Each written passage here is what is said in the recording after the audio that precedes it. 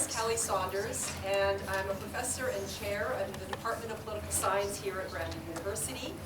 And I'm going to be co-moderating tonight's panel along with my colleague from the Department of Political Science, Dr. Rick Baker. So before we begin with the introduction of our panelists and an overview of tonight's proceedings, I'd like to begin with the land acknowledgement. Brandon University has campuses on Treaty 1 and Treaty 2 lands, and we are a gathering place for people from many backgrounds and around the world. In this way, we carry on the Indigenous customs of our home in Brandon. We acknowledge Brandon is on shared territory between the Dakota, the Anishinaabe, and the national homeland of the Red River Métis. Today, many other Indigenous people also call Brandon their home. The plants, animals, and people who share their history and traditions on the land and water of this area deeply influence our gatherings today. Thank you all for sharing this space with us today. Now it gives me great pleasure to introduce our panel of experts for tonight's session. I'm going to start with Rich Lonstrup in the middle. Give a wave, Rich. Rich is a Crown Attorney with Manitoba's Prosecution Services Brandon Regional Office and has been since 2009. Rich graduated from Brandon University in 1994 with his Bachelor of Arts degree, and then from Queen's University Faculty of Law in 1999. He articled with Legal Aid Manitoba in Winnipeg from 1999 to 2000 and spent 7 years in private general practice before moving to the Brandon Legal Aid Office as a staff lawyer for 2 years before moving to the Crown's office. He is a past president of the Western Manitoba Bar Association, a Life Council member of the Manitoba Bar Association, and a winner of the MBA Council Member Award for his role in helping bring together Law Day events in Brandon's courthouse. He's also a past president of the Brandon University Board of Governors and past president of the Brandon University Alumni Association. Rich is married with 2 boys, 2 dogs, and 2 cats. Sitting beside Rich is Jennifer Janssens. Jennifer is a gifted trial lawyer who also possesses a deep compassion for helping individuals from diverse backgrounds who have found themselves involved in the criminal justice system. Jen received her call to the bar in 2017 and has since excelled as a criminal defense lawyer. Jen has been employed in the criminal justice system since she was 19 years old. She completed her Bachelor of Arts at the University of Winnipeg. She then worked as a probation officer for Manitoba Justice in Selkirk, Brandon, and Sioux Valley. Prior to her call to the bar, Jen was a summer student throughout law school and then articled at a local Brandon law firm with a specific focus on criminal law. Every weekday you can find Jen appearing in Brandon Court or in various circuit courts throughout Western Manitoba, including Weway-Sakapo, Rossburn, Sioux Valley, Minnedosa, Russell, and Vernon. And last but certainly not least, we have Dr. Christopher Schneider. Dr. Schneider is an award-winning professor of sociology at Brandon University. His research focuses on how developments in media and technology contribute to changes in social interaction and social control. Dr. Schneider has written or collaborated on 9 books and has published over 100 scholarly papers and essays. His most recent books are Police Body-Worn Cameras, Media and the New Discourse of Policy Reform, published in 2026, Policing in Social Media, Social Control in an Era of Digital Media, published in 2024, and Doing Public Scholarship, a Practical Guide to Media Engagement in 2024. Dr. Schneider is a frequent contributor to media. His work has appeared in hundreds of news segments and reports, including the New York Times, the Washington Post, and the Los Angeles Times. He has consulted with a number of organizations, including Last Week Tonight with John Oliver on police body cameras, and ESPN for their 30 for 30 episode on the 2011 Vancouver riot. He currently sits on the John Howard Society of Brandon Board of Directors. The mission of the John Howard Society is effective, just, and humane responses to the causes and consequences of crime. Please, everyone, help me welcome tonight's panel.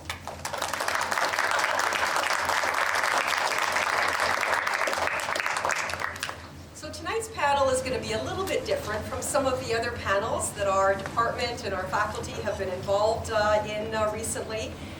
Is a way to try to make it a little bit more interactive and engaging for the audience.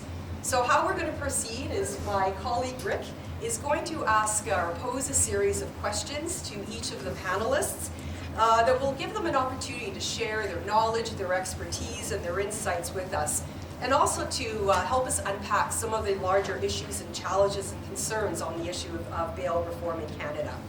So this section we're thinking should take about 45 minutes, and then this will be followed by about 30 minutes for a question and answer where you as the audience can ask any questions or make any comments or raise any issues that you might want from our panelists. And I know there's a lot to talk about tonight. We've got a packed agenda, but we're really hoping to wrap up by 7:30 tonight. The library closes at 8, so we need to be mindful of the time. I also want to note that tonight's event will be tape recorded by WCG TV for airing at a later date. So thank you, WCG TV, for being here tonight. And lastly, I just want to make note that we have refreshments at the side over there. So please help yourself as you wish. Okay, so let's jump into our questions for the panelists. All right. Thanks, Kelly.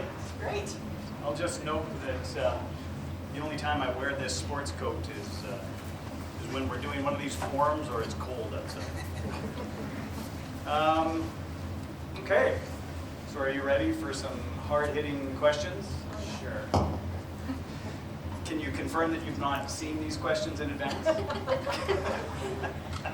Sure. I don't recall. It's so hard to say.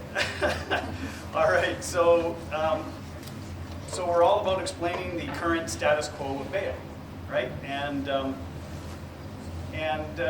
let's start with the most basic. What is bail? Thank you very much, Rick.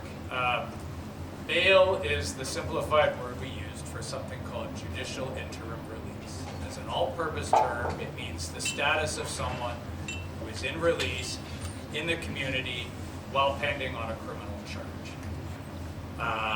Bail is effectively a form of release, conditions or at least a status someone is on while they're pending on a charge. It has to be understood the people who are on bail in the vast majority of cases are presumed innocent. Many, if not most, have not been proven guilty of any charge. They have been accused by the police. They are formally compelled to come to court and answer for the charge. But bail is not preemptive punishment. It has to be understood. You are not effectively saying up front, someone is guilty, so therefore you start serving your time now. Bail is a charter guaranteed right. In the Canadian Charter of Rights and Freedoms, section 11E, is a right not to be denied reasonable bail without just cause. We will get into who has to prove what in any given contested bail hearing, but so that people generally understand, it's a form, effectively a status someone is on while pending on charges. Okay. So how and when do people get released on bail? How does this process play out? So, what happens is when someone's arrested, they have to be either released or detained, and there's a number of ways that can happen, sort of like a ladder of steps. The first option for the police when they arrest someone is to simply release them immediately with a promise to appear, which gives them a court date to come to in the future with no conditions. Sort of the second step of the ladder is a release on a promise to appear with an undertaking. An undertaking is sort of like a list of conditions that someone is promising to follow. So if there's a complainant or a victim that the police want them to stay away from, or a certain place they should stay away from, they might impose those conditions right away. And police have the ability to do that release without consulting a Crown attorney. If for some reason police are unsure about releasing someone on a promise to appear undertaking, they might consult with a Crown attorney. There's Crown attorneys available 24/7 in Manitoba for police to call and ask, opinions on whether an individual should be released, and if so, on what conditions. And if police don't come to a final decision about releasing someone, that person will be held in custody, and that means at the police station, to appear before a judicial justice of the peace. It's important to note, I guess, always at that point, when someone is arrested, they have a right to call a defense lawyer, any lawyer of their choosing, and if they don't have a lawyer, they can call someone on call at Legal Aid Manitoba, which is available 24/7. Everyone has a right to that. So they also have the ability, individuals that are arrested, to consult with a lawyer who can advocate for their release throughout each stage of this process. If police decide they're opposed to releasing that person, they would again remand the person into custody to appear in front of a JJP, who could then decide whether the person's releasable. If the JJP decides they are not going to release the person, typically they'll be held for court, the next available court date, which is typically the next morning at 10 a.m., and they'll appear in front of a judge. So defense lawyers and the Crown attorneys will receive the information from police about what's alleged to have happened. Usually we'll have some discussions about potential release, or if that's not possible, in some circumstances, a Crown attorney might say, I'll release this person on certain conditions under a release order. Essentially, the Crown will determine whether their position is release or if they're opposed to release. Then when the person appears in court, they could be released with consent of the Crown on certain conditions and on their own recognizance, or there might be a contested bail in front of a judge where the Crown is opposed to release and a defense lawyer is explaining why someone should be released and on what terms. Often, before, if a person's not yet appeared in front of a judge, the Crown attorney might not be aware of their background or the circumstances of the offense aside from what the information police have gathered, which usually doesn't include the accused person's explanation or response to what's alleged. So often matters get to before a judge and we're able to work things out because there's more information available at that point. If there's anything you want to add. I think it's pretty fair. I guess again, to highlight what Jennifer's saying, the police can release someone. If it's a proportionally more serious case, police might be opposed, but an on-call Crown might say, you know what, I think you can let them go on conditions. Then there's the judicial justice of the peace. We used to use the word magistrate, and that's kind of fallen off. And then there's a provincial court judge. These are the ones that sit generally on the main floor of the courthouse, available every day. We're going to talk about a next level of court. That's exactly right.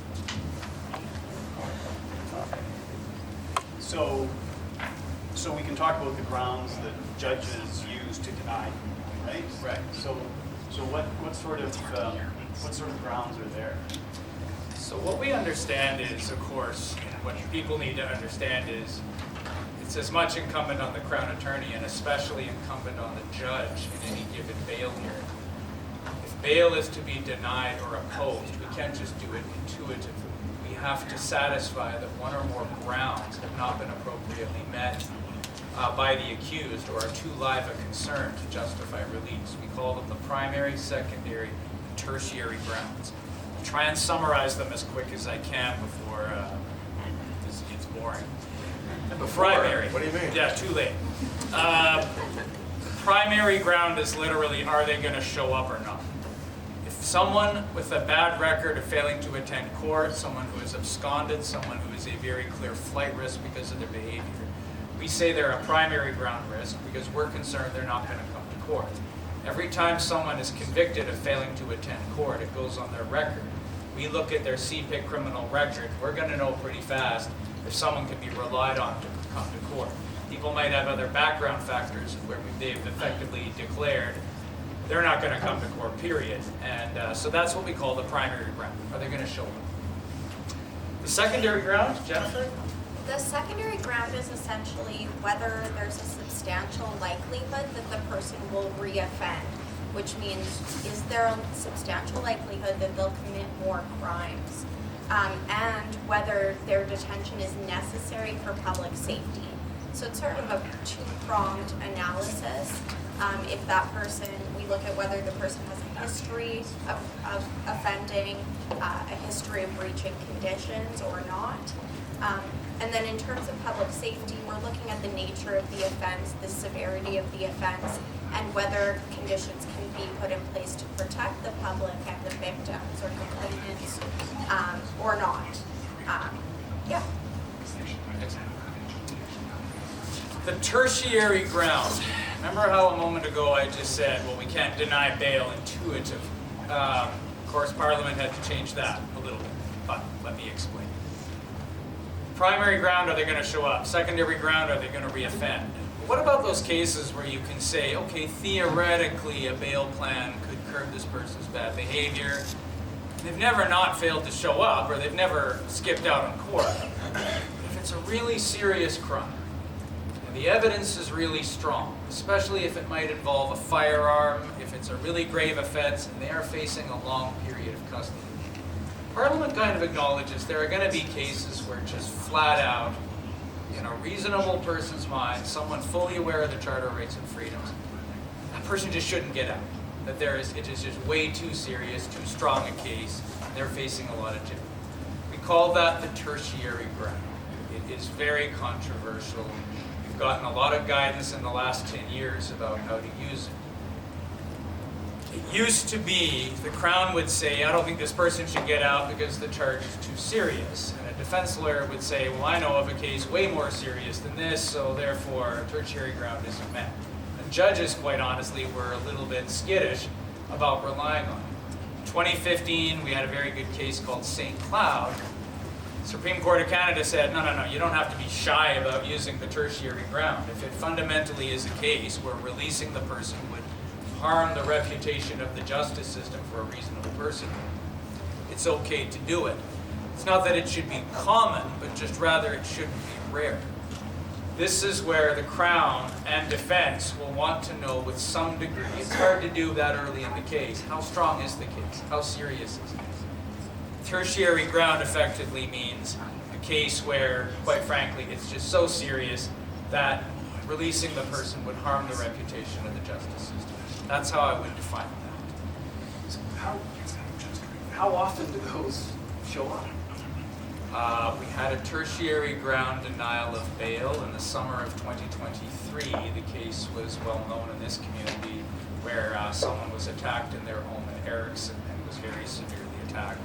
Individual with little or no prior record, but it was, at least certainly in the prosecutor's view, a strong case, and that was effectively the primary reason for denial of bail. It happens, and there's lots of severe cases that happen frequently. It doesn't have to be what I would call the worst of the worst anymore. And realistically, it's just at a fundamental level.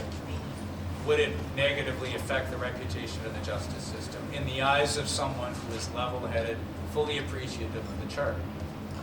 And just to be clear, the tertiary ground is invoked by the Crown frequently. Like I would say, at least once a week, I see one or two. That doesn't mean it will be successfully argued and that the judge will deny bail solely based on the severity of the case. They are looking at the strength of the Crown's case. So, as a defense lawyer, we point out some weaknesses in the case, potential defenses, and that's something the judge will consider as well. So it's not an automatic, if it's invoked, it's denied. That argument can still be addressed. The other thing to consider in a bail hearing, the judge obviously does want to know how strong is the case. The judge wants to know, are there going to be genuinely triable issues? When there's certain things that a case hangs on that a judge thinks, ooh, that might go south at trial, the judge might be more inclined to grant release.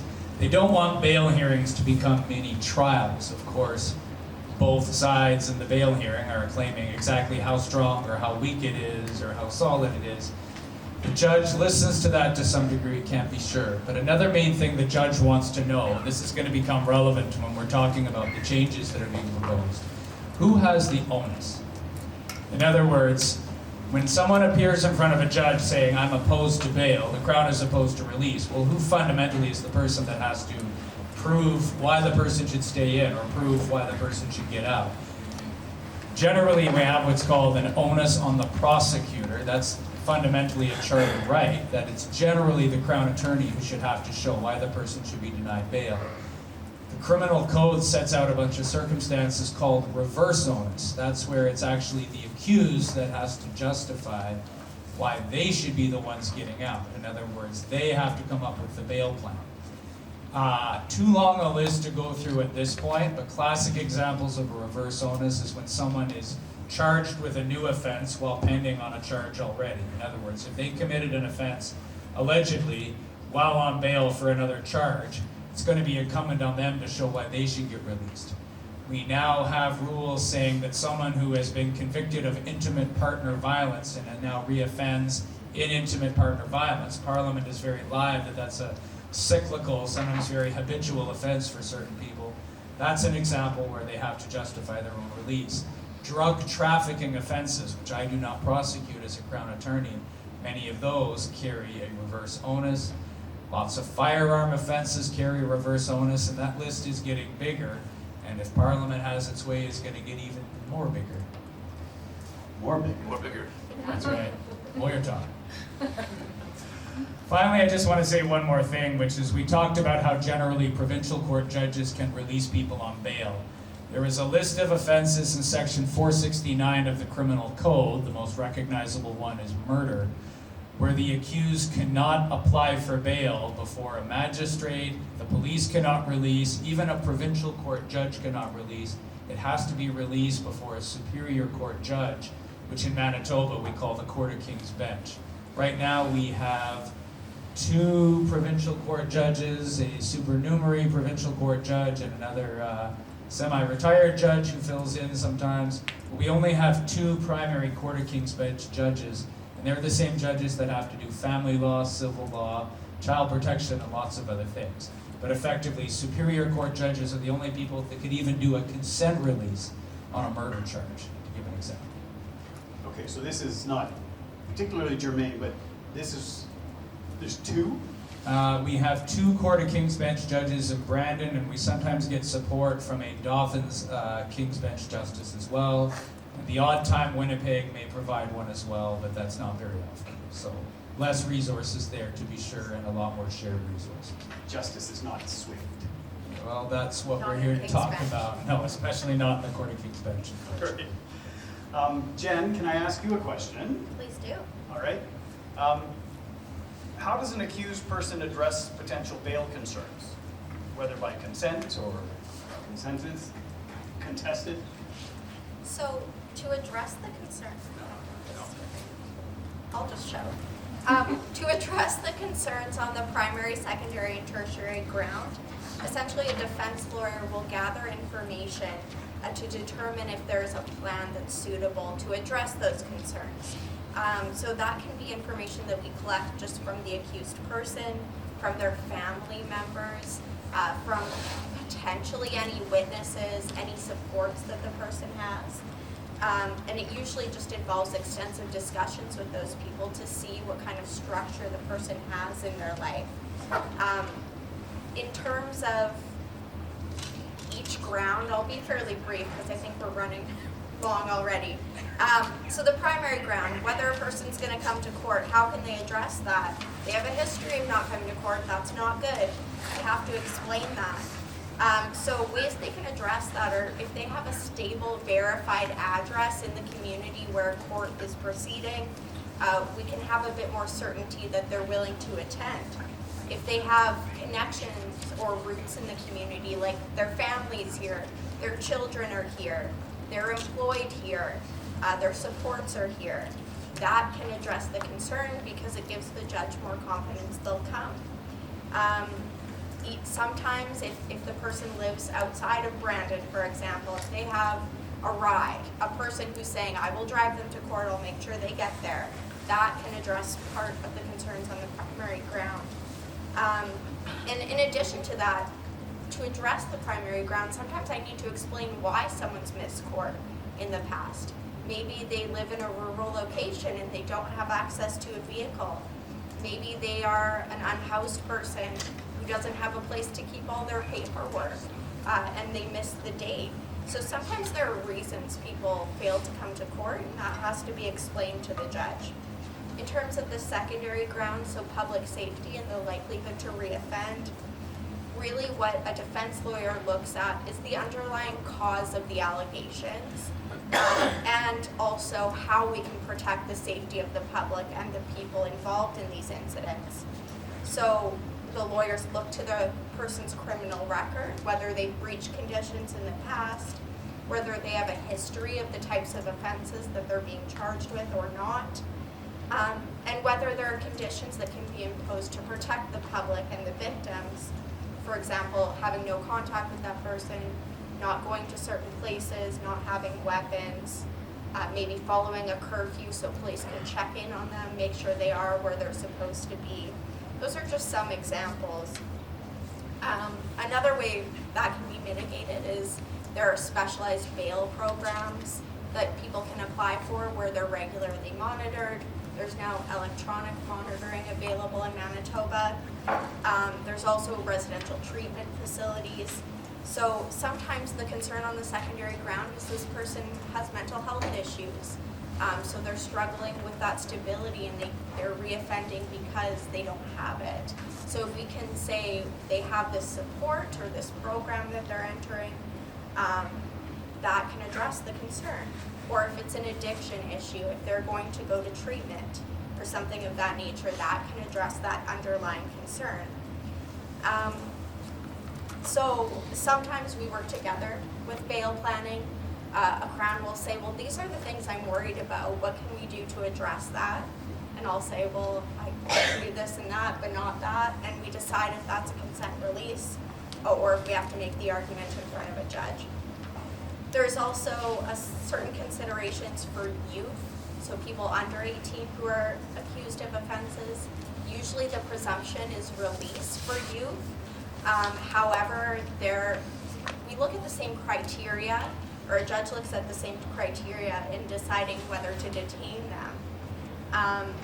It's a little more stringent, so the youth has to be facing a serious criminal offense or have a pattern of offending that demonstrates their inability to follow conditions or to stay out of trouble.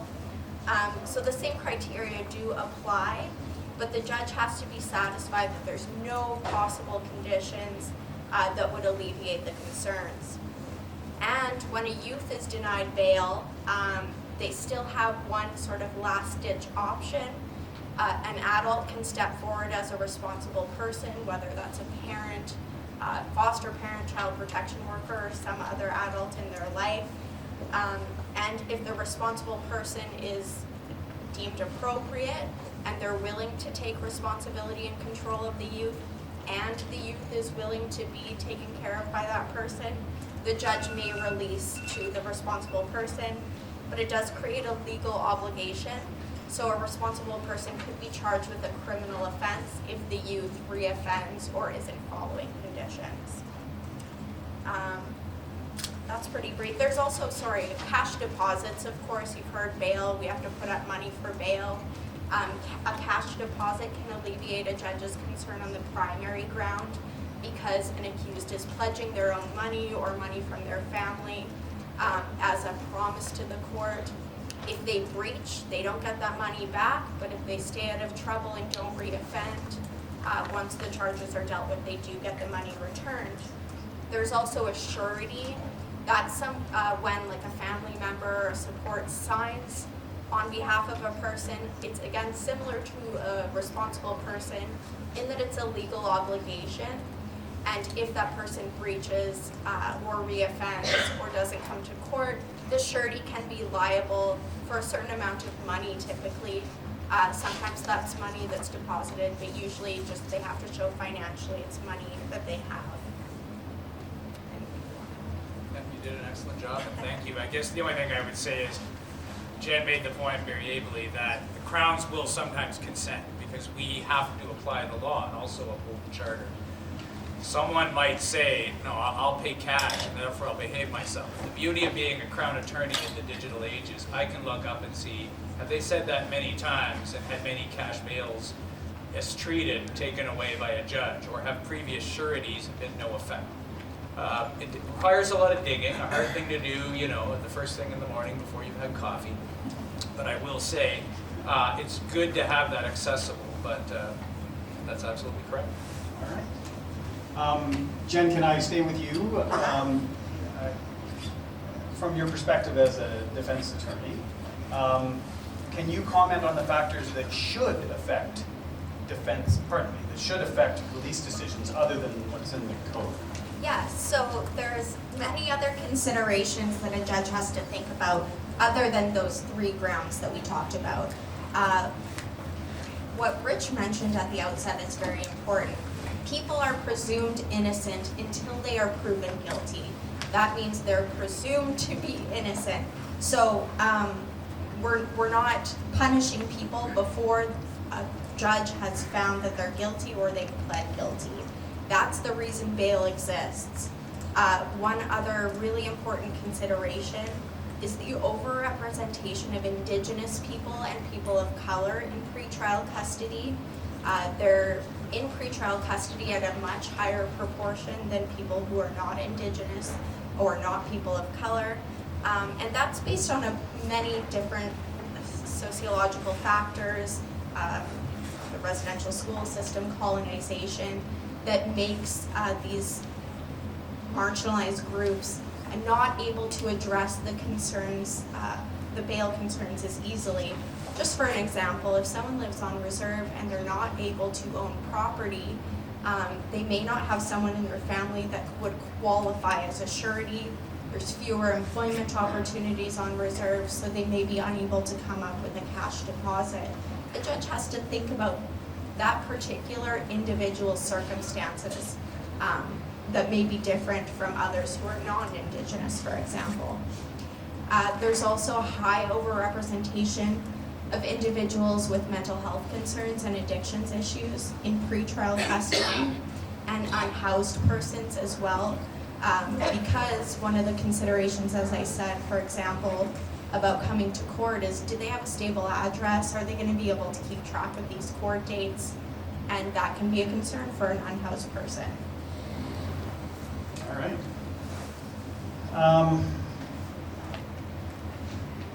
So one of the things that we had sort of talked about when we were putting this together, we were thinking about addressing the notion of electronic monitoring. Is this something that you guys want to tackle? I will. And I'm going to give this Relatively short shrift to try and keep our time up. I'm not even bothering with that thing. Okay. Electronic monitoring is a relatively new addition to Manitoba. It's been in the United States for a long time. Effectively, it is literally what we call the ankle bracelet. Someone who is either on house arrest as a sentenced prisoner, what we call a conditional sentence, or on bail, effectively is deemed to be a worthy candidate to have something placed around their ankle that can be instantly monitored by, I think it's a third-party company, that will let the monitors know immediately if they are in breach of certain conditions, such as being at a certain place they're not supposed to be, being outside a geographical area they're not supposed to be, violating house arrest and that kind of thing. I have to say I love the ankle monitoring program, and that's being fully aware. Just to give you some numbers, 603 have been successfully enrolled.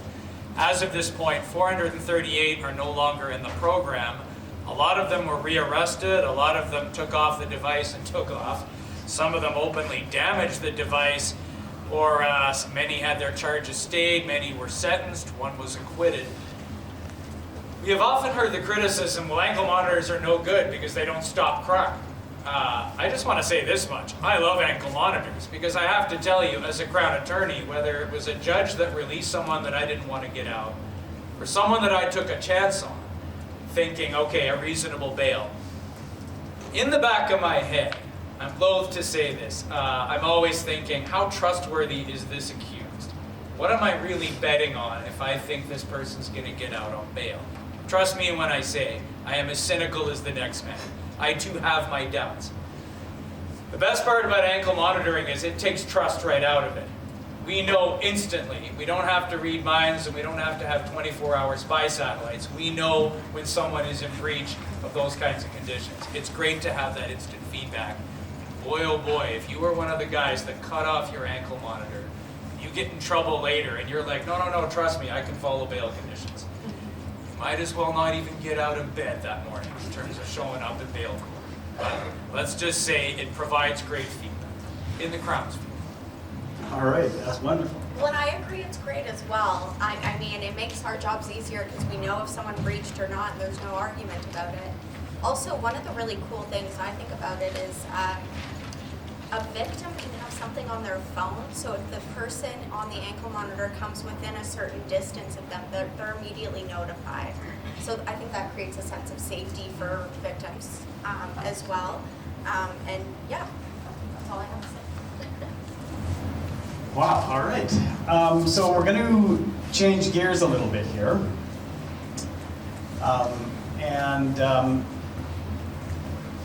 The last part of the title of our panel is Bail Reform in the Court of Public Opinion.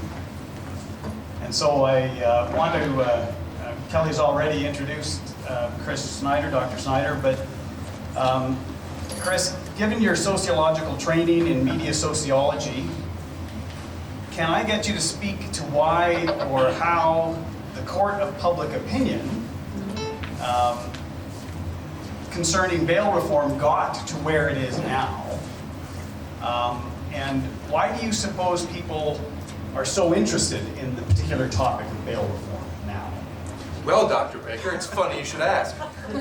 So I have a brief PowerPoint presentation. When we met to discuss this, Rich noted that we're going to put everyone to sleep in the first 30 minutes, the lawyer talk, although it was super interesting. I learned a lot. So I spiced it up with, we'll have a little fun talking about a very serious topic, I think. So there's a couple of sound clips in this, just as an FYI and a speaker. So it might come out as a little loud, so I don't want to alarm anybody, but yeah, away we go.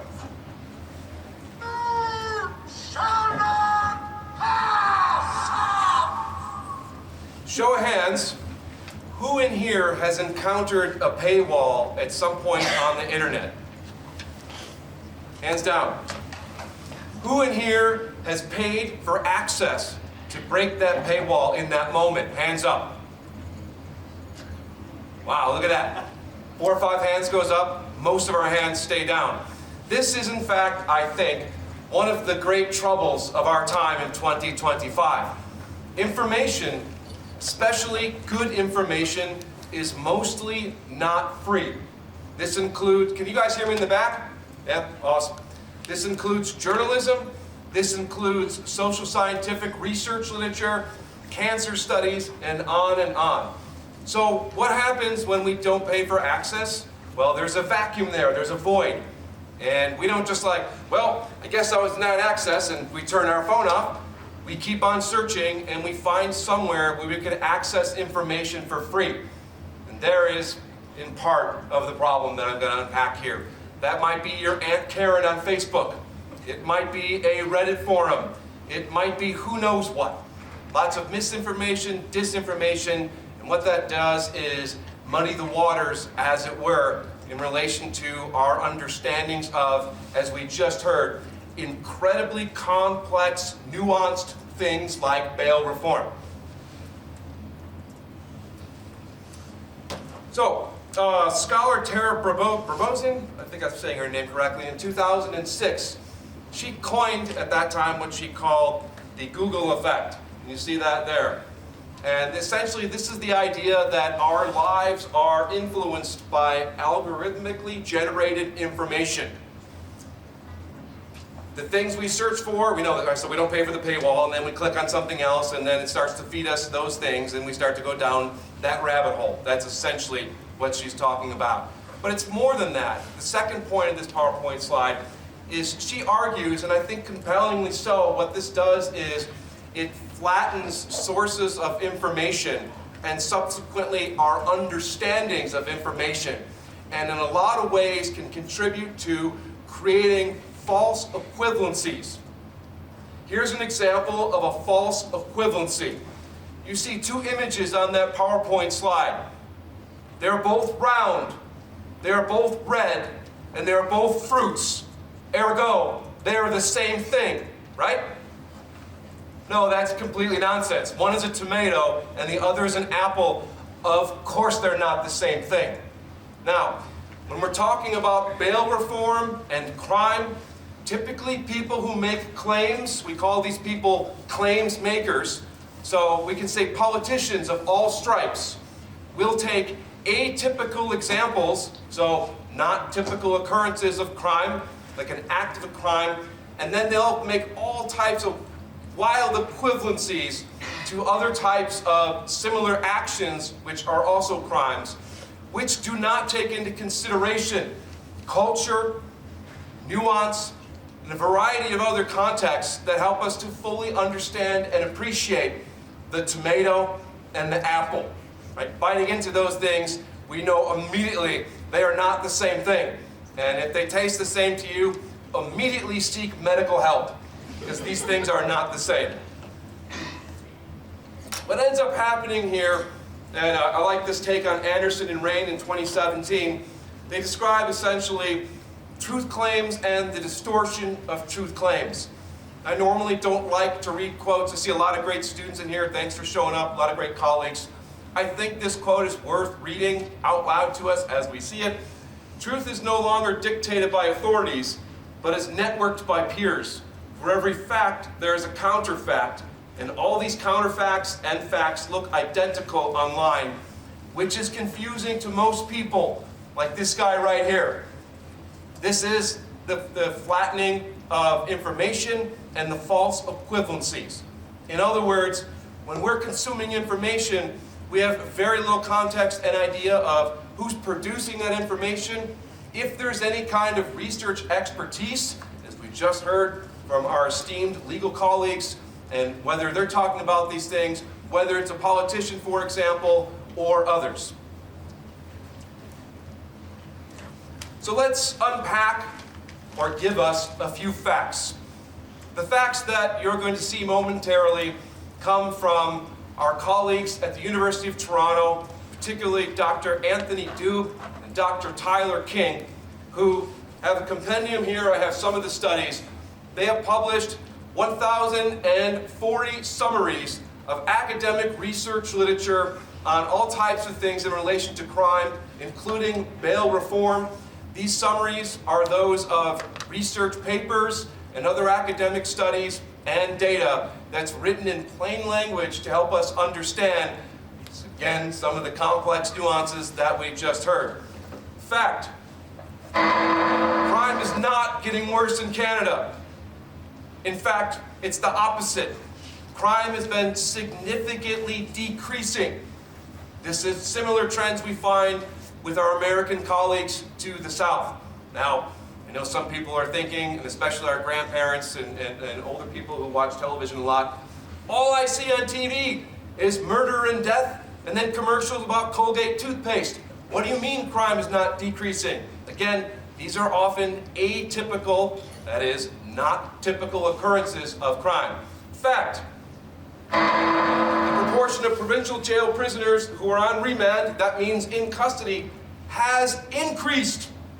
It's gone up, which means that there's already less bail. In the past several years, the Supreme Court of Canada has issued numerous statements in relation to making bail easier to get, not harder, to be consistent with the Charter and to be consistent with innocent until proven guilty. This is a cornerstone, it's a bedrock of Canadian democracy, and it's a bedrock of our Charter of Rights and Freedoms. Fact: the number of offenders on remand has increased in the last decade by 18%. And if you want to look for where these facts are coming from, again, take nothing I say at face value. I encourage everyone in here to go look this stuff up. These facts come from these papers, from criminological encounters, from our colleagues at the University of Toronto. I have a web link that I'll show you momentarily, and you should go there and read some of these things. Fact. Data indicate that more and longer prison does not reduce crime. So, to be clear, these are not my opinions. These are facts based on evidence. They're based on data. And longer prison sentences might actually increase crime, which nobody wants. Fact. And there's probably, this is the best or the strongest fact in the criminological research literature, is that people age out of crime. People age out of crime. Crime is typically committed by young men, teenagers, early 20s, and then we see a stark drop-off in people who commit crime. What this means essentially is if we have longer prison sentences, that's going to do nothing or very little for public safety because people are aging out of crime, and it's going to cost a lot of money to taxpayers. In other words, it's sort of not a real great idea or sound policy. What we do know, fact, if we invest in infrastructure, social infrastructure, like drug rehabilitation programs, job training, education, affordable housing, healthcare, these lead to concrete reductions in reducing crime. Fact that's supported by the empirical research literature. This figure is stunning. Take that in for a moment. Again, this also comes from our colleagues at the University of Toronto. And I agree wholeheartedly at the bottom there, where we see, as Dr. Dube and Dr. King point out, in September of 2025, detention before trial, in reality, is punishment without trial. This is incongruent with Canadian democracy and incongruent with the Charter of Rights and Freedoms. And you will see how much this has gone up. Again, read that in the figure. These are legally innocent people who are being held behind bars, who have been accused of something but not found guilty of anything. What gives, as Dr. Baker asks, in relation to how do we understand these perceptions in this court of public opinion? So the first question there, what are the circumstances that provide our orientation to the world in which we live? When you look historically, people were concerned about all types of things that mostly many of us are no longer concerned about. Sorcery and witchcraft, noted on the PowerPoint slide, are two of my favorites. Show of hands, who in here is concerned about sorcery in Brandon, Manitoba? Oh, we got a couple of noxious people. Mostly not. Other things, so probably the greatest concern historically has been fire, for obvious reason. We still are concerned about fire, but we have an infrastructure and a fire department and taxes that fund this so that it reduces a lot of our concerns. So this next point that's bolded, fear is a perspective shared by everyone. We're all afraid of things.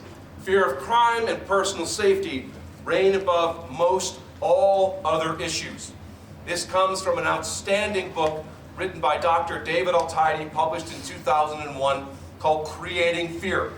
And it's one of 3 books that Dr. Altidy has written on the creation and propagation of fear, particularly in relation to how groups of people, politicians and other individuals, utilize fear to gain control of people, us. Lastly there, how do we account for the shift to the fear of crime? And you see the little cartoon, crime and bail reform. This is the perspective and the disagreement that these two are having. They're talking about the same figure, but their orientation or perspective to it is different. Think about what I talked about a couple of minutes ago in relation to the flattening of information. One answer to how we got to where we are now is the powerful influence of media. And I use media broadly to refer to both conventional media, newspapers, radio, television, and also social media platforms. Here's an example from September of 2025. And the headline here, Carney, so our Prime Minister, suggesting introducing legislation next month to tighten the bail system. And I've circled two things there, and you can read the broader article that's important. One, it says, for the accused. So we're talking about, again, locking up people who are legally innocent and are accused of something, and people are accused of all types of things and found to have not done those things. Consider, for example, last year in the province of Ontario, there were over 13,000 people who were accused of crimes and locked up, and the charges were withdrawn and they were released. In other words, they were innocent. Over 13,000 people. The second thing I've circled there about correcting the criminal code. So here's the thing, and I'll point this out in a couple of slides. When people are making claims, we need to ask questions about who is the claims maker and what sort of agenda are they seeking to advance in relation to our understanding of that thing.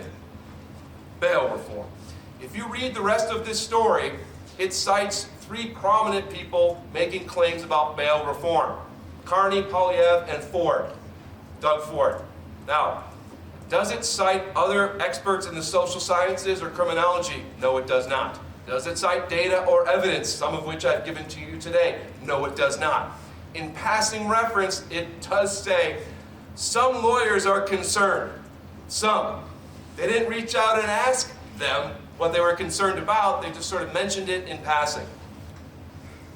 So let's unpack for a moment here, try not to put everybody to sleep, the differences between being afraid of something and being concerned about something. Fear is an interesting thing because fear, as you see there, does not call into question the conditions of an event. This is in trying to undo the flattening of information. When we hear about a horrific crime, trying to understand if it's atypical or if it's typical, what is the likelihood of it happening again, according to whom, what's the data, what's the evidence, all of this starts to move us into the area of being concerned. Fear, as you see there, is oriented to the individual, it's viscerary, and it's reactionary. We fear weird stuff. We have lots of irrational fears. I know a lot of you in here do. I probably have some too. We have a fear of the unknown.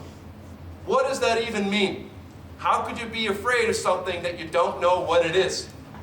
So, this fear of crime is one that does not have a whole lot of evidence or dialogue that helps us to really come to a full understanding with nuance about crime. That moves us into concern. Second point up there. Concern allows us to question the conditions. We talk about conditions and nuance, the apple and the tomato. What are the conditions of these two fruits? Oh, I see that they're different. This helps us to come to a more fruitful understanding of the topic at hand. Really, like two groans and an eye roll?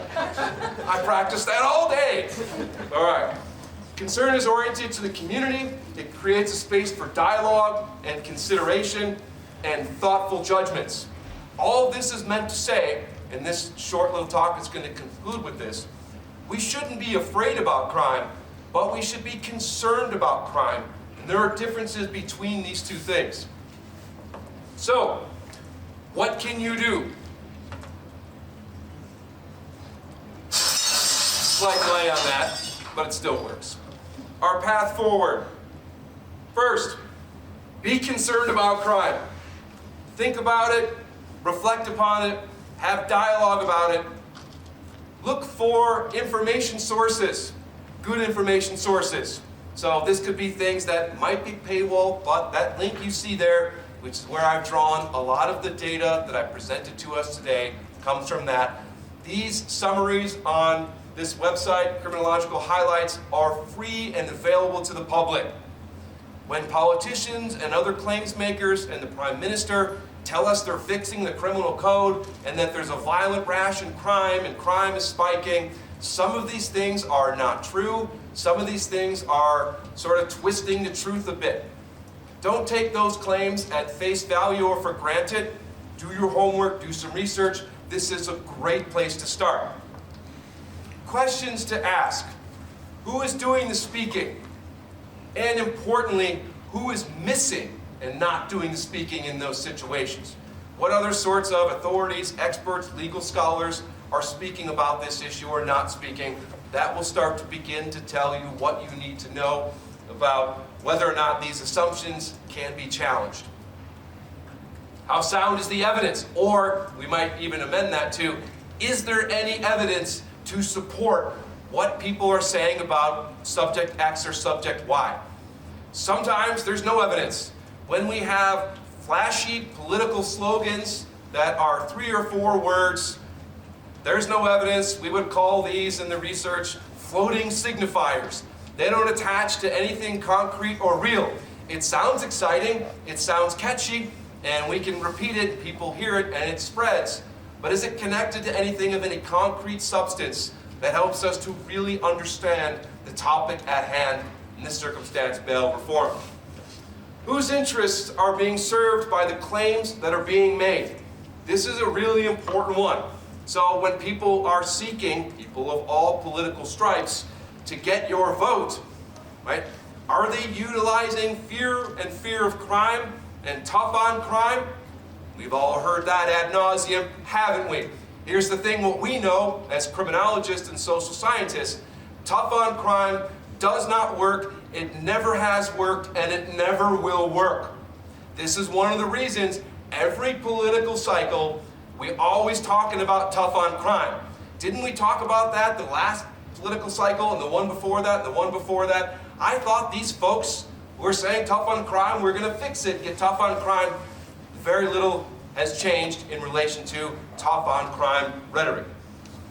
What are the implications for the conclusions of these sorts of amendments to the criminal code? So for example, one of which that I already teased on earlier, is if we have longer sentences and the evidence is sound that people age out of crime, we're going to lock people up for 20 years and 30 years, and the likelihood, based on data and evidence, of them reoffending is very low. That's going to cost us a lot of money. We're short on money in places like healthcare and education and other things that a lot of us really care about. So we should start to take these things into consideration seriously, the long-term consequences of passing some of this legislation and locking people up in life sentences for certain crimes. Lastly, how generalizable are the claims? And this is an important one as well. People say all types of stuff. Your Aunt Karen on Facebook, I've seen what she posts. She says all types of stuff. Mostly the claims that people make are not generalizable. When you experience something, you're like, oh, this tomato tastes like an apple. I guess all tomatoes taste like apples. You're making a generalizable claim, which obviously is not true to other people. Generalizable claims typically are those that come from social scientific research literature or other scientific research literature. Generalizable claims are important, especially for things like we look at drugs and cancer care. You want generalizable things so that we can treat these issues. If we're talking about treating or reducing or preventing crime, it's important that the claims that are being made are in fact generalizable. Many of those that are being made, again, by politicians and other claims makers of all stripes are not generalizable. And with that, I will conclude. Thank you.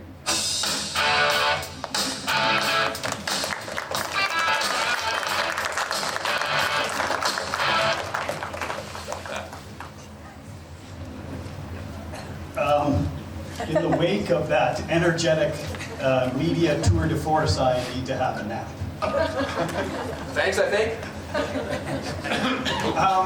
So, how do we want to do this, folks? We are coming up to 7 o'clock.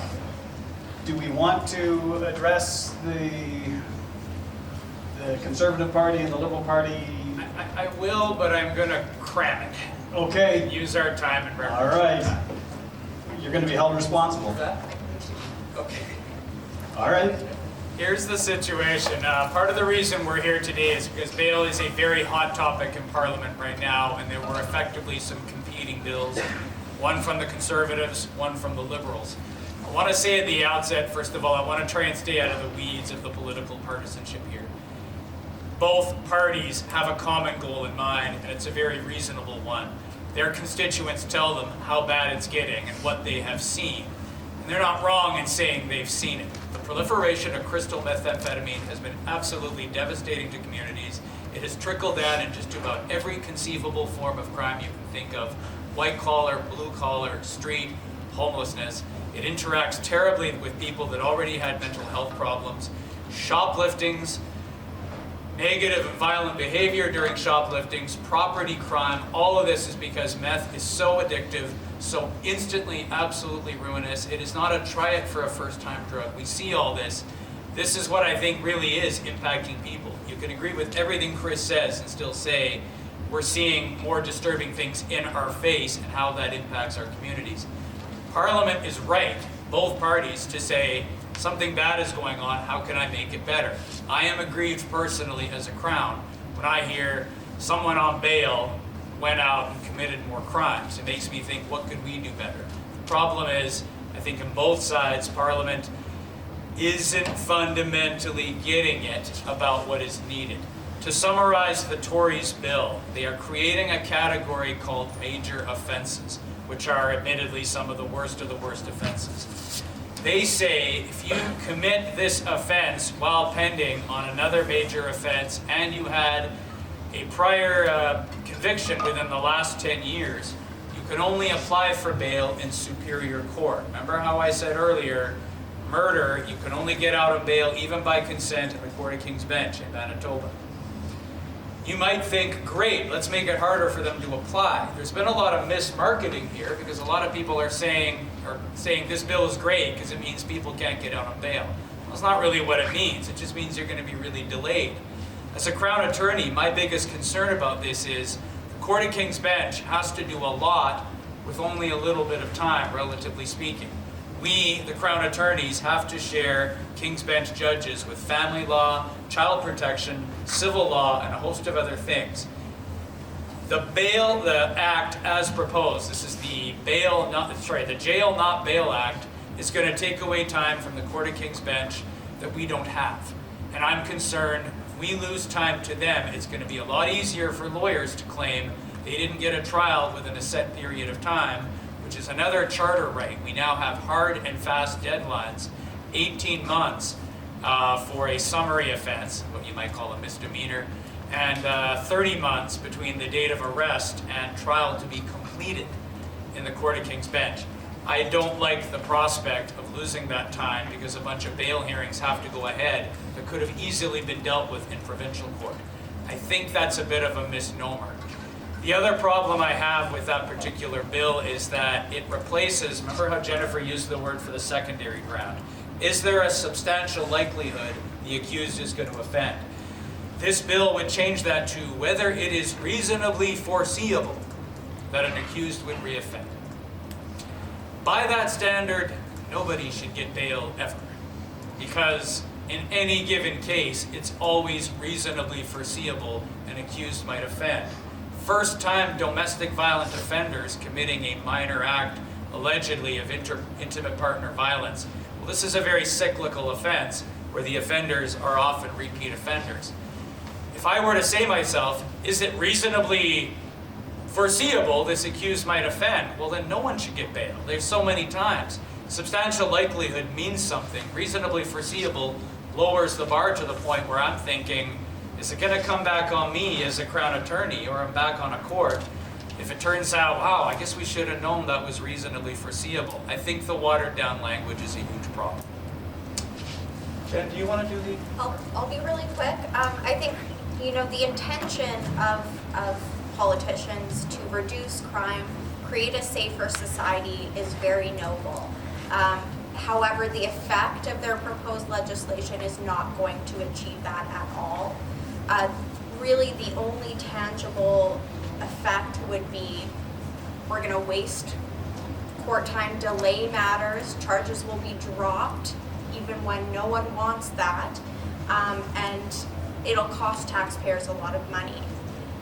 Keeping people in jail before they are convicted does not reduce crime or prevent crime at all. Jail is a terrible place, but it's also a place where there's a lot of criminals and they strengthen their connections with other criminals. They meet other criminals. They have no access to programs and resources that will actually address the underlying cause of crime. They have no ability to contribute to society. They're removed from their families. They're not able to work. And again, that exacerbates them being criminally involved once they are ultimately released, which they will be. So bail is extremely important. The presumption of innocence is very important. A trial can't happen the day a person is arrested for many reasons. Police are still investigating. They need to share that information with the lawyers. Other things need to be looked into. So we can't do a trial right away. And someone should not be necessarily kept in jail until their trial. A big concern that I have as a defense lawyer, and it's a real live thing that happens, is when people are denied bail, they are much more likely to plead guilty even when they are innocent. It compels people to plead guilty because they know I'm going to wait months for a trial, but if I plead guilty now, I'll only spend a certain amount of time in custody. And that's their decision, their voluntary decision. People are pleading guilty when they are not guilty, when they have a defense. So it's a huge concern. Also, there's various societal reasons we don't want to keep people in jail before their trial. Being incarcerated inhibits their ability to raise their defense. They might not be able to connect with witnesses who saw what happened, who have an alternate explanation. And as I said before, they can't address those underlying causes of their offending, such as mental illness, addiction, or being unhoused, for example. People who are kept in jail repeatedly over time can become institutionalized, where the only place they feel safe is in jail. And then when they're released, they have no actual skills to live in the real world. Sorry, I'm trying to be really quick. I'm jumping through these things, but I have had clients who have been denied bail and subsequently were found not guilty, where charges were dropped. There's a word for it, dead time. There's people in jail spending dead time that will never be attributed to a criminal offense. That's like taxpayer money is going to that. I think someone told me the other day, and this could be wrong, $400 a day for a person to be in jail. I would like our tax money to go to other things, but that's just a personal view. So bail is extremely important. Politicians are not experts on bail. We need to trust the courts, trust the judges, trust the Supreme Court of Canada and their guidance on bail and in those decisions. No one has a crystal ball, but bail is important, and people are presumed innocent until they're actually found guilty. Thanks. All right.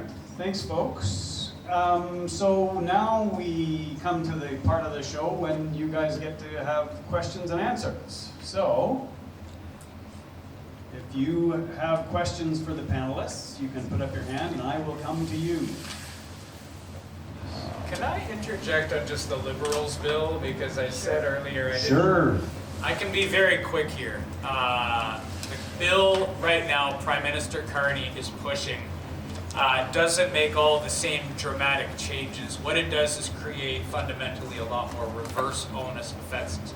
Remember how we said, in most cases, the Crown Attorney has to prove why someone should stay in. In a reverse onus case, it is on the accused to show why they should get out.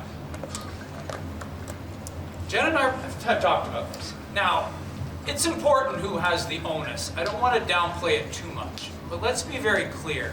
Bail is a judgment call, a discretionary call by a judge in whatever court it might be in. When a judge thinks, I like this bail plan, or I think it's good enough to meet the concerns, they are going to let the accused go, whether or not the onus was on the accused or on the Crown Attorney. Likewise, if an accused is got a terrible record for showing up to court, way too serious charge, I don't think I've ever seen a bail where a judge said, well, I would have let the person go, but the onus is on the Crown, so therefore. I mean, the reality is, it's a judgment call. Reversing the onus looks great on paper. It doesn't achieve much more than was already in place. Our judges are very smart people. They make genuinely appropriate judgment calls. I can agree or disagree with them.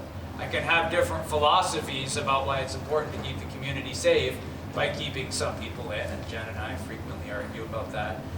But tightening the laws sometimes either go more than I think the Charter of Rights and Freedoms can allow, or they're just really not that practically different than what's already in place.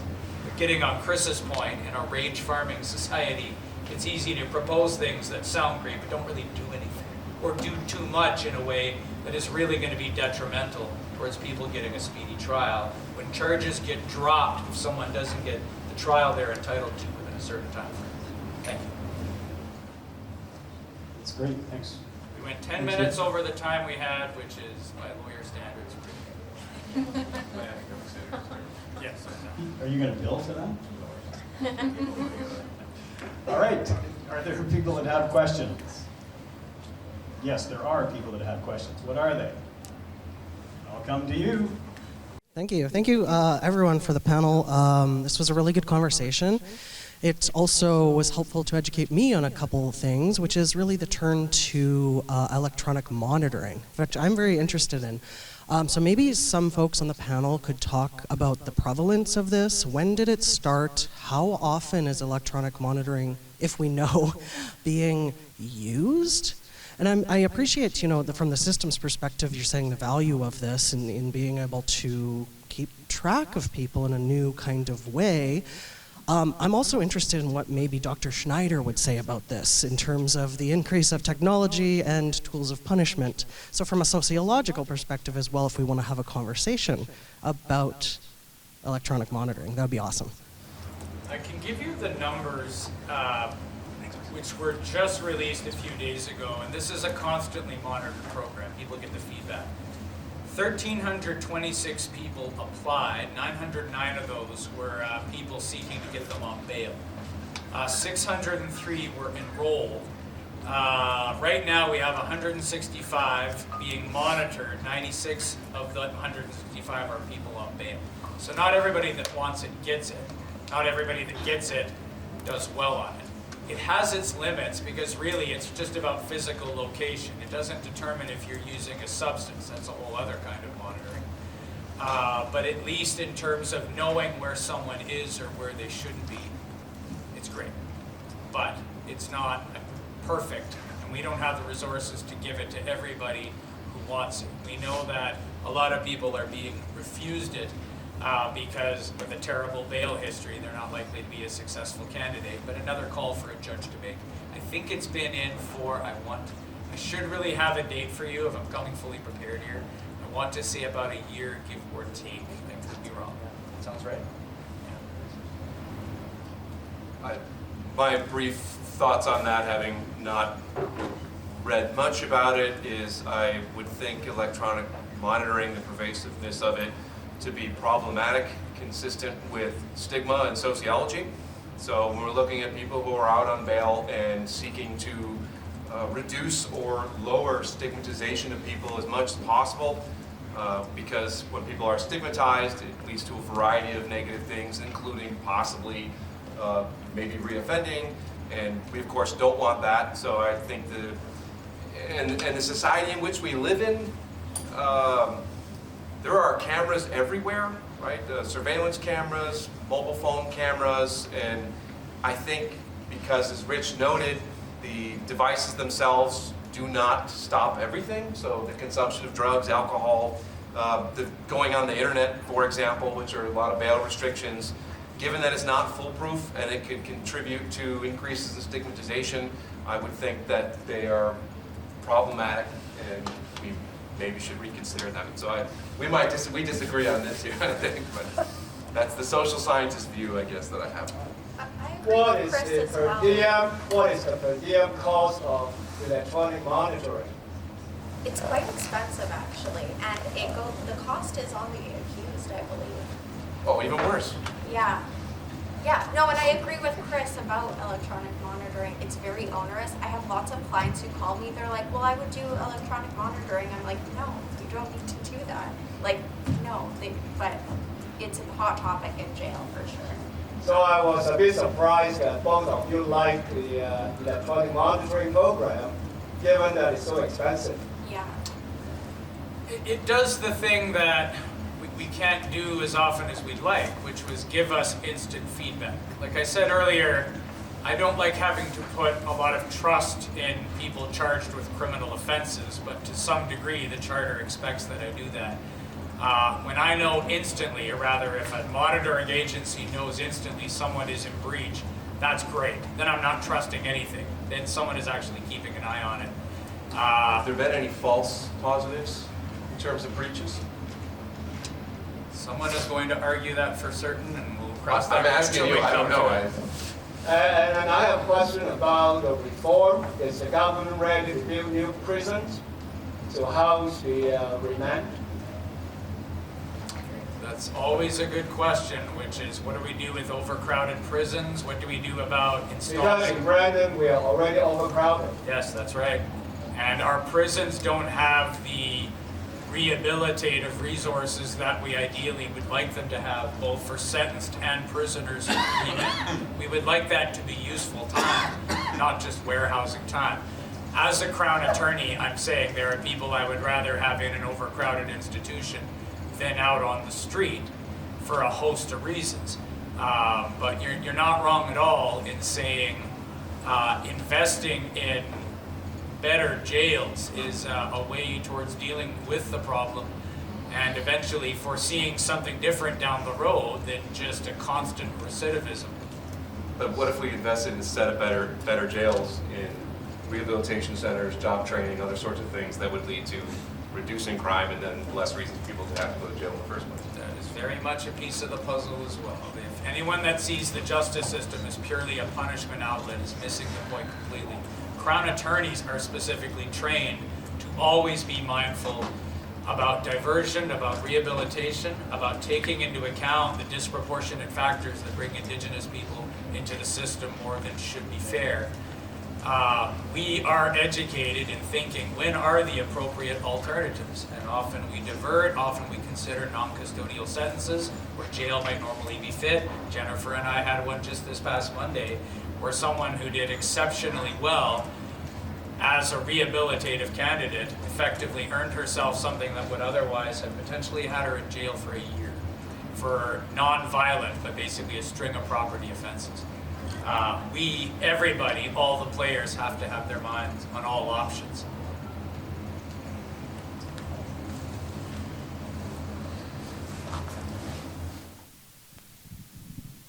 Does it work for me? We're good?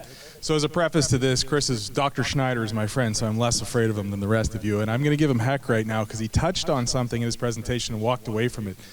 My question, though, well, I'll start with that and then I'll go to the preface. Is this just a red herring? Are we wasting our time talking about bail reform when we should be talking about something else? Because as Chris pointed out, prior to the 1970s, one of the major fears if you lived in a city was you would die in a fire. Fires were rampant. That's how you had mass casualties. We don't worry about that anymore because in the 1970s, we decided that we would combat fire not by militarizing our fire departments, not by having helicopters and water bombers or tripling the number of firemen. We did it through building codes. If a fire starts in this room right now, the air handling system shuts off. The fire doors close. We all know where the exits are. We evacuate. Every building material in this room is coated with something that won't let it burn very quickly. Even the wiring in the walls has something called a plenum rating. So we solved that problem, that feared problem of dying in a fire, by engineering building code. But here we talk about bail reform and jail and punishment on the other end of it, instead of in the preparatory end when we just stop it from happening. If we didn't gather tonight to talk about bail reform, if we gathered tonight to talk about something that would look more like how we combated fires, what would the topic be? Well, I mean, one of the issues is the bail reform and the crime and the fear of crime is what brings people here.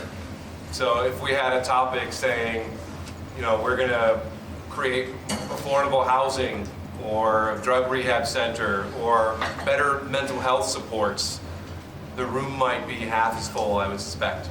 People might be less interested in that. I think part of that has to do with the individual and the individual fear of crime and people's personal safety, which brings a lot of people here. So getting people on board and interested in long-term solutions that I've already mentioned that are also very expensive is a harder sell, and that I don't know how we would do that. I mean, unless we advertised more than just free cookies to bring, free pizzas or something like that. But it's a good question, and I think it's one to really think about in terms of another conversation like this. You guys? I guess we'll have to do another panel. Yeah. I'm actually not sure that we came here because we were afraid. I think more of us came here to figure out what you're going to tell us, because bail is an issue. And when I listen to the lawyer talk, the Crown talk, and I know lots of them over time, is that their job is to make sure the community's safe. But when you talk about some of the things that you do and what the system does, it sounds like we punish the many for the few. So we make bail harder to get, everybody has a harder time. And all of us would probably tell you if the system if you're going to do this, you need more jails, you need more custodial staff, you need more psychiatric help, and all those other things to make it successful. So old criminals burn out because they get tired of the nonsense. I think at the end of the day, they don't have the energy to be bad anymore. And sometimes because they got the help that they needed, and sometimes because they simply age out. Thank you, everyone, for the info you provided. I guess I got two questions. And I know we talked about, and we're just even now talking about some of the other causes of crime. But I want to put this really on the justice system specifically, because we hear a lot about bail reform, and we talk about that, even Bill C-14 in Parliament, federal government responsibility. And I think in a lot of ways we're bypassing the provincial government and some of their responsibilities. So the question I have, number one, is what do you think the province could do to help in these matters? You mentioned, Rich, about the lack of Court of King's Bench justices in Brandon specifically, but also I think from an ankle monitoring standpoint, there's a limited number of those, is my understanding, in the province as well that are available. So is that something they should be providing? And then the second question, which is not related to that, is there's been some success, I think, in other provinces with bail navigator systems provided by whether it's nonprofit organizations or in some cases like in Northwest Ontario, it's through First Nations. Thunder Bay Friendship Center runs a fairly successful one. What has been your experience with bail navigator programs in Manitoba? Because I think they're very limited, and John Howard, I believe, runs one, a small one out of Winnipeg. And should we be looking at bail navigator programs more broadly in the province to help those that are low or medium risk offenders? I would agree that bail management programs, which is the more common language I've heard, I don't think we have anything really equivalent to that in Brandon. Winnipeg, the city, has bail management for both youths and adults alike.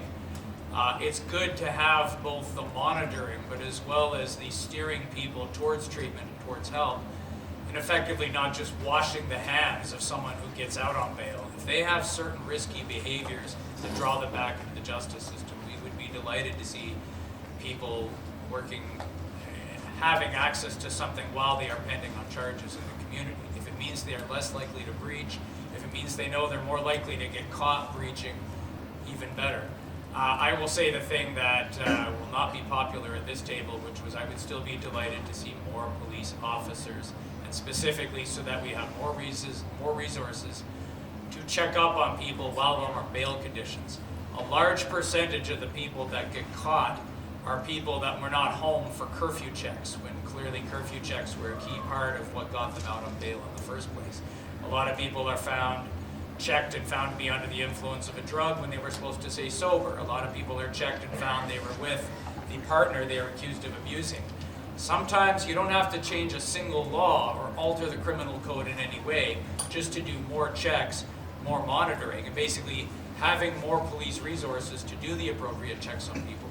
But a bail management program can accomplish a lot of that as well. So the province can help fund that in both degrees, and cities, with increased, I think, help from the province, can provide more human resource power to keep an eye on people and see are they truly compliant, and effectively weed out the people who are trying hard to follow their conditions from the people who aren't for a host of reasons. But if we go back to what Ted said, isn't it better to go before and try to prevent and reduce crime rather than doing things like, well, the research literature shows that more police don't actually reduce crime. They might make people feel safer, but it does not contribute directly to community safety. And it costs a lot of money as well. Wouldn't it be better to invest that money in the front end so that we have less on the back end? I tend to agree. I think crime prevention, police being focused on crime prevention would be a much better use of their time. Them knocking on my client's door at 2 a.m. and waking up his family, making him come to the door when his kids have school tomorrow, that's not a good use of police time. And unfortunately, the tendency is for police to choose certain people they think are high risk and bother them frequently rather than just randomly checking people.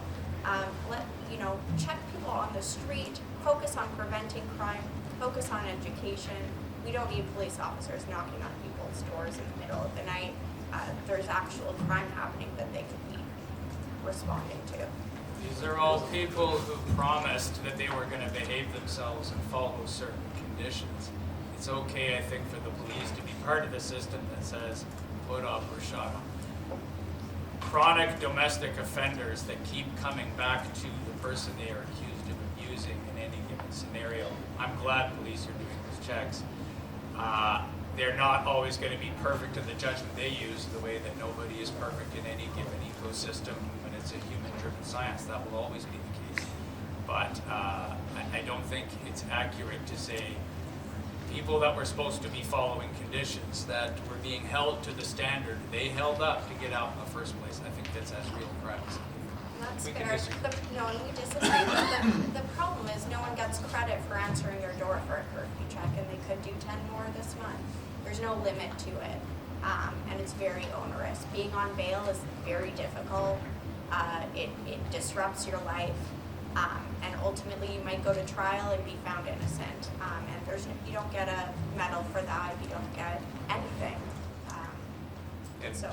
Ross has a question real quickly. I agree with Jennifer. I think unfettered police discretion is problematic, especially when looking at people. But we could argue about this all day, but let's. Thanks, Chris. I guess I've got two things, and Jennifer touched on it. It's just that people their rights and freedoms are being removed from them before they've been found guilty. And if it's putting them in remand, which is the extreme edge, or if it's saying you can only be in this place and you can only go from your work to your home to your place of worship, which are the typical restrictions, they're being neglected, or they're not being permitted to have the life that they should have until they've been found guilty. And the other question, that's not a question, but the question I have is, how does bail reform affect those two things that you addressed up front, which is methamphetamine and mental health? What part of bail reform addresses that? Because that is the concern, and maybe that's the root cause of what we're trying to address. The fear that we see is basically meth and mental health, and I don't see how bail reform addresses that. I think a good example is in the Antic case. That's probably the most recent example. Judges aren't supposed to be putting pointless or overtly onerous conditions on people. A very good example is the requirement that you abstain absolutely from the consumption of alcohol and intoxicants. That condition shouldn't be in place in an offense that had nothing to do with that. Curfews shouldn't be in place generally unless the offending has something to do with the person being out habitually, or at least living a life of risk factors exposed by being out later. Examples. The conditions should generally fit what the allegations are to some degree. Different people can argue over whether that's fit.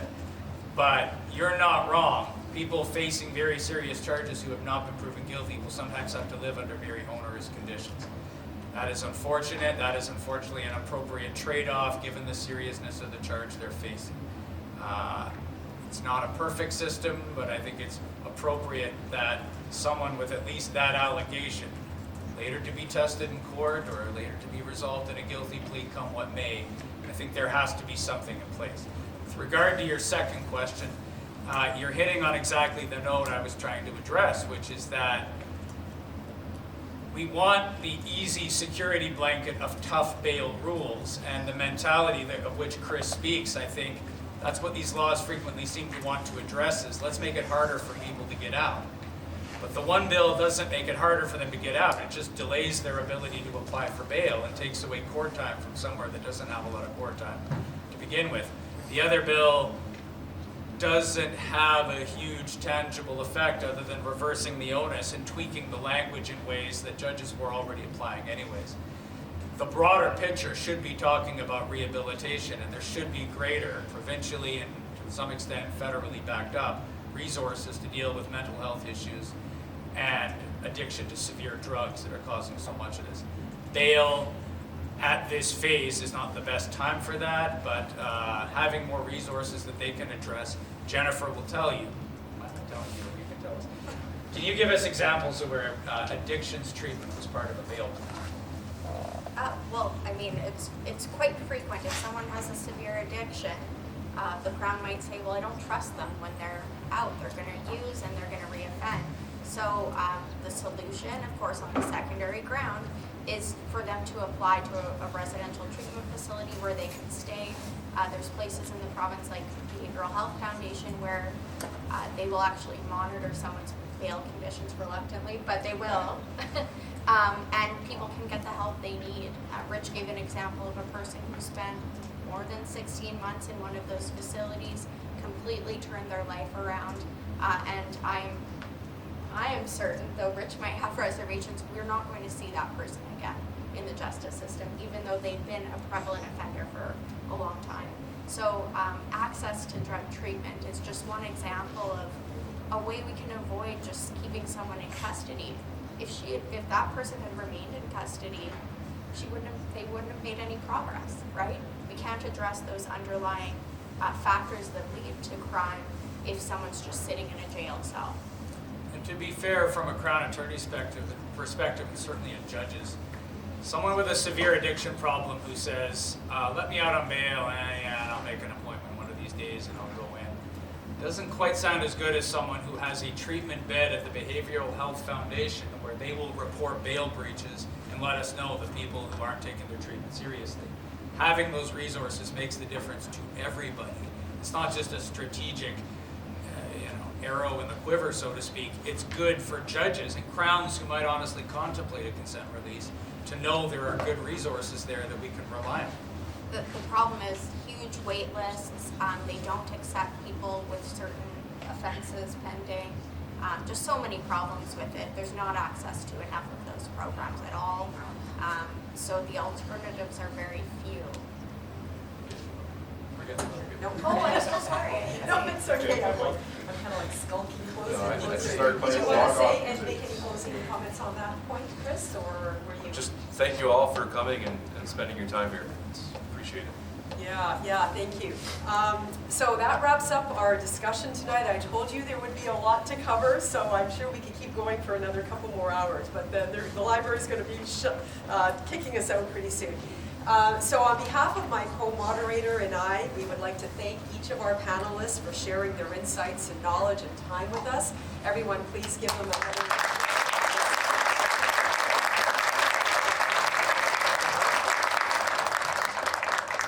We'd also like to thank the Dean of Arts Office, the library staff here at Brandon University, and the Sociology Department for helping organize and fund tonight's event.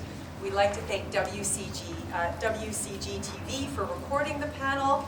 We'd like to thank all of our students that are here and Maya Linoff from the Legal Studies Club at Brandon University for helping create our posters and get the advertising out. And last but not least, we'd like to thank all of you for coming out, for taking the time to come out on a cold and kind of dreary Wednesday evening to learn about this really important topic. And hopefully you learned something and you could go back and chat to your friends and family from a more informed perspective. So thank you everybody and have a pleasant evening. Let's thank our moderators. Yeah.